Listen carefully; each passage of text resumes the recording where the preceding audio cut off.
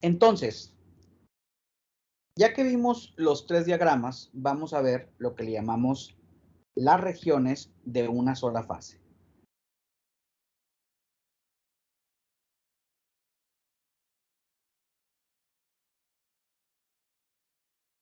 ¿Sí? Las regiones de una sola fase, pues es cuando existe solamente una sola fase.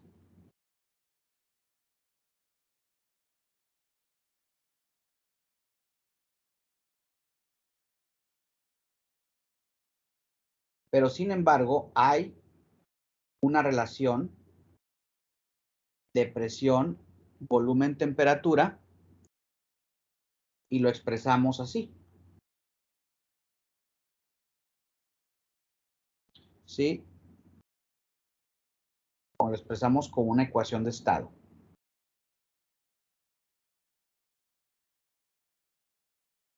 Que la ecuación de estado general es presión, temperatura, volumen igual a cero, si recordamos, ¿sí? Y ya sabemos que la forma más simple de esta ecuación es la ley de gas ideal.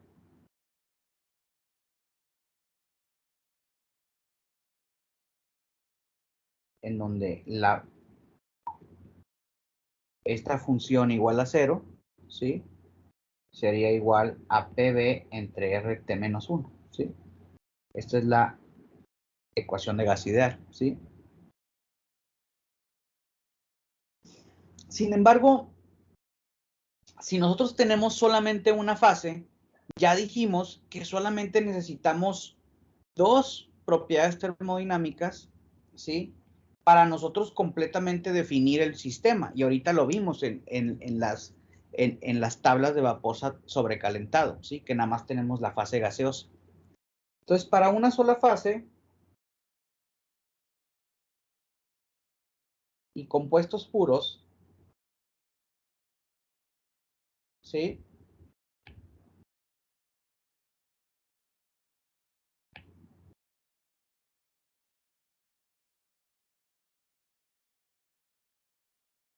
Yo puedo representar la función, en vez de una función que dependa de las tres variables, puedo decir, bueno, mi volumen va a depender de mi presión y la temperatura, porque ya mi volumen, si yo defino la presión y la temperatura, mi volumen queda fijo. O puedo poner la presión en función del volumen y la temperatura. O puedo poner la temperatura en función de la presión y el volumen, ¿sí? Porque solamente necesito dos propiedades para definir, para que todas las demás queden definidas, ¿sí? Entonces, vamos a decir, bueno, si yo estoy hablando de propiedades volumétricas, pues mis propiedades volumétricas solamente van a depender de la presión y la temperatura, ¿sí? O sea, mi volumen va a ser igual a una función del volumen que depende de la presión y la temperatura.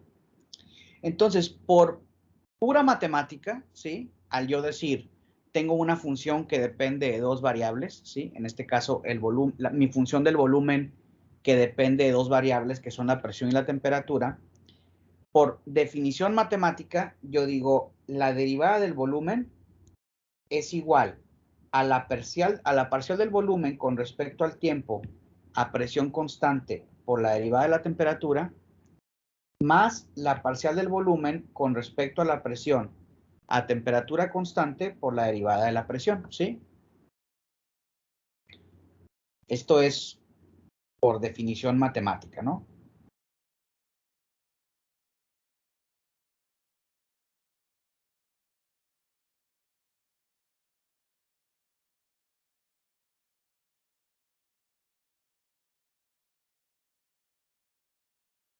De una función que depende de dos variables, ¿sí? Pero sin embargo, algo muy interesante es que tanto este como esta derivada, ¿sí? Ambas tienen un significado físico.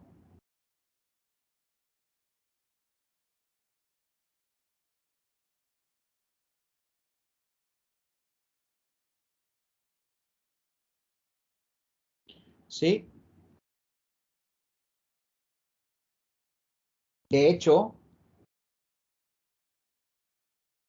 la parcial del volumen con respecto al tiempo a presión constante y la parcial del volumen con respecto al tiempo, no a la temperatura, a la presión a temperatura constante, ¿sí? Son propiedades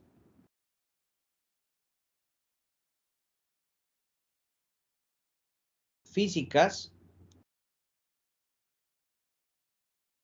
comúnmente tabuladas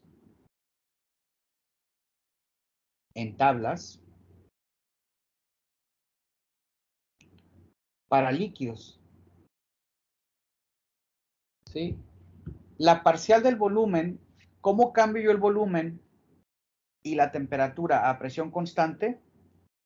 ¿Y cómo cambia el volumen con respecto a la presión a temperatura constante? Son propiedades físicas que se tabulan, son propiedades de los fluidos, ¿sí? En especial de los líquidos, ¿sí? Son muy comunes que se midan. Y entonces, ¿sí? Viene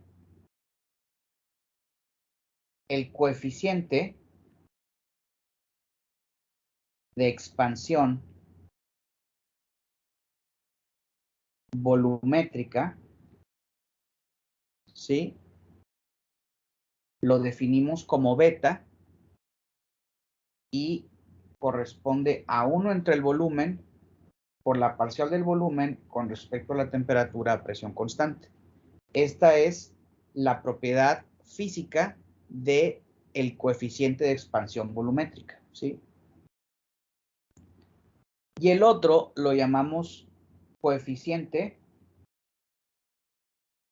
de compresibilidad isotérmica.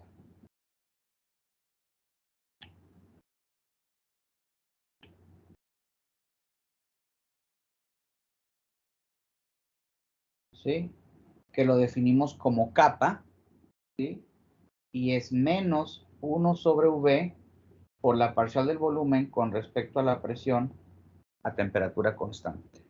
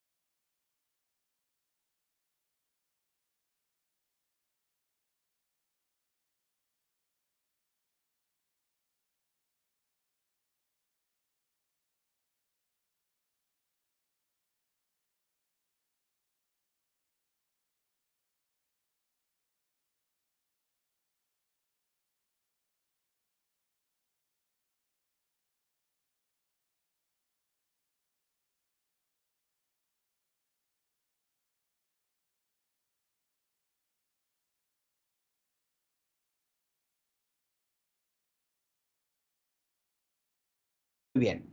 Entonces, si vemos nosotros este diagrama, ¿sí?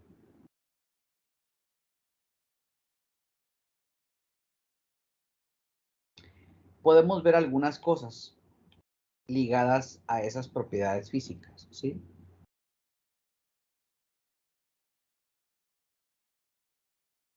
Por ejemplo, la beta, ¿sí? Que es nuestra coeficiente de expansión volumétrica, ¿sí? Esto decimos que es igual a 1 entre V por la parcial del volumen, ¿sí? Con respecto a la temperatura a presión constante, ¿sí? Entonces, si nosotros vemos, en especial para la región de líquidos, ¿sí? Vean aquí que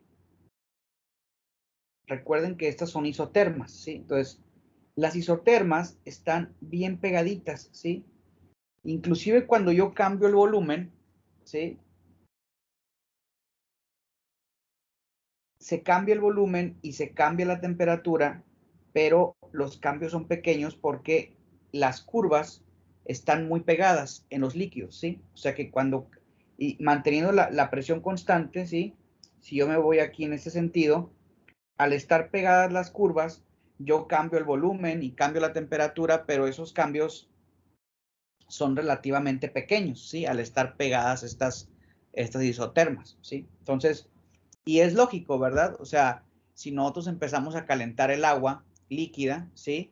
Y la ponemos a una presión constante, el volumen del líquido cambia relativamente poco, ¿sí? Entonces, hay poco cambio, ¿sí? Lo mismo sucede para nuestra capa, ¿sí? La capa, recuerden que es menos 1 en B por la parcial del volumen con respecto a la temperatura, a la presión a temperatura constante, ¿sí? Entonces, de nuevo podemos verlo aquí. Si seguimos una isoterma, porque es la temperatura constante, podemos ver que las isotermas son casi verticales en el líquido, ¿eh? Estamos hablando de esto para líquidos. Entonces, quiere decir que inclusive yo cambiando mucho la presión, ¿sí? El volumen se mantiene el cambio en volumen es muy pequeño, ¿sí? Entonces también aquí hay poco cambio, ¿sí? Por lo tanto, si nosotros ponemos la ecuación esta, ¿sí? En función de kappa y beta, ¿sí? dB entre V va a ser igual a beta por la derivada de la temperatura menos kappa por la derivada de la presión, ¿sí? Esta es una ecuación general para líquidos y para gases, pero con estas particularidades que vemos nosotros para los líquidos, ¿sí? Sabemos o detectamos que para la fase líquida,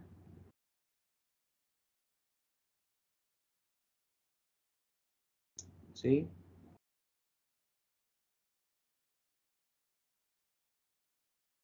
Los cambios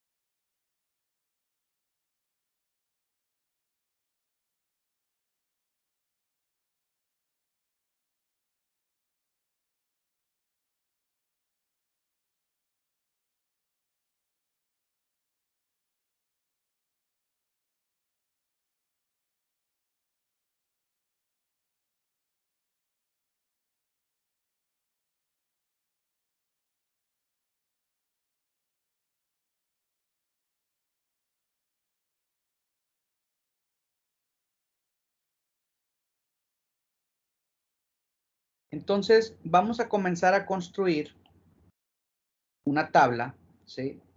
Más o menos así, para que ustedes la vayan llenando.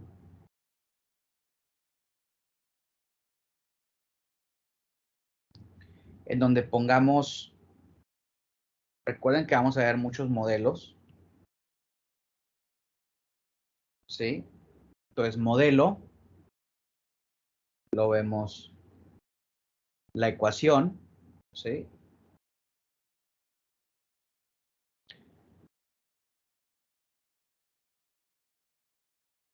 Condiciones de aplicación, ¿sí? Y luego acá ponemos la fase, ¿sí? Entonces, por ejemplo, este primer modelo, ¿sí? Y ustedes tienen que ir llenando esta tablita. Este primer modelo, pues, es para líquidos reales, ¿sí? Tenemos la ecuación, que es logaritmo natural de V2 entre V1 es igual a beta por T2 menos T1 menos kappa por P2 menos P1, ¿sí?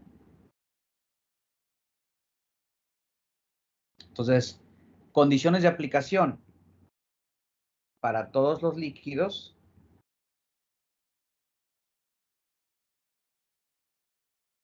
siempre y cuando tengamos beta y kappa, ¿sí? Y la fase líquida. ¿Sí?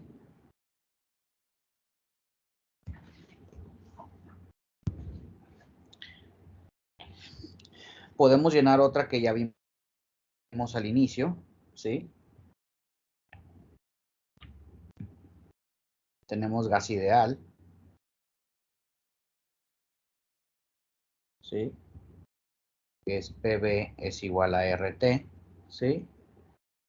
Y las condiciones, bueno, todavía no lo hemos visto tan a detalle, pero gases con presiones menores a 10 atmósferas, ¿sí? Gases. Y así vamos a ir llenando esta tabla para todos los demás modelos que vamos a ver en este capítulo, ¿sí?